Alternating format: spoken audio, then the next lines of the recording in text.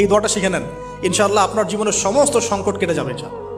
আমি নিজেও এই দোয়াটা বেশি বেশি করার চেষ্টা করি। দোয়াটা হচ্ছে, মুসা আলাইহিস সালাম একটা গাছের নিচে হেলান দিয়ে বসলেন, বসে দেখলেন দুজন মেয়ে দাঁড়িয়ে আছে দূরে, পানি নিতে পারছে না, লোকজন পানি নিয়ে যাচ্ছে, ওরা দাঁড়িয়ে আছে বেচারি। মুসা আলাইহিস সালাম গিয়ে বললেন, কি সমস্যা আপনাদের? তারা বললেন যে আমাদের বাবা অনেক বৃদ্ধ মানুষ, আমরা পানি নিতে পারি না যতক্ষণ না আমাদের কম পানি নিয়ে চলে যায়। তো মুসা আলাইহিস সালাম একটু বললাম না, ফিজিক্যালি খুব স্ট্রং ছিলেন, থাকে না বডি বিল্ডার, সামনে গিয়ে কথা বলে সরো পানি দিতে দাও, তখন মানুষ একটু মূল্যায়ন করে না। তো মুসা আলাইহিস সালাম এভাবে পানি নিয়ে দিলেন এবং বাছুরদেরকে পানি পান করালেন, করিয়ে গাছের নিচে এসে বসে আছেন। বসে বসে তিনি দোয়া করছেন, এই যে দোয়াটা তিনি দোয়া করছেন, রব্বি, একটা নেক কাজ করলেন না, মানুষের উপকার করলেন, নেক কাজ করে এসে গাছের নিচে বসে দোয়া করছেন, আল্লাহ এখানে তো আমার খাবার পানি বাসস্থান কিছুই নাই, আমি কি করব? রব্বি ইন্নি লিমা আনজালতা ইলাইয়া মিন খায়রিন ফাকির, রব্বি ইন্নি লিমা আনজালতা ইলাইয়া মিন খায়রিন ফাকির।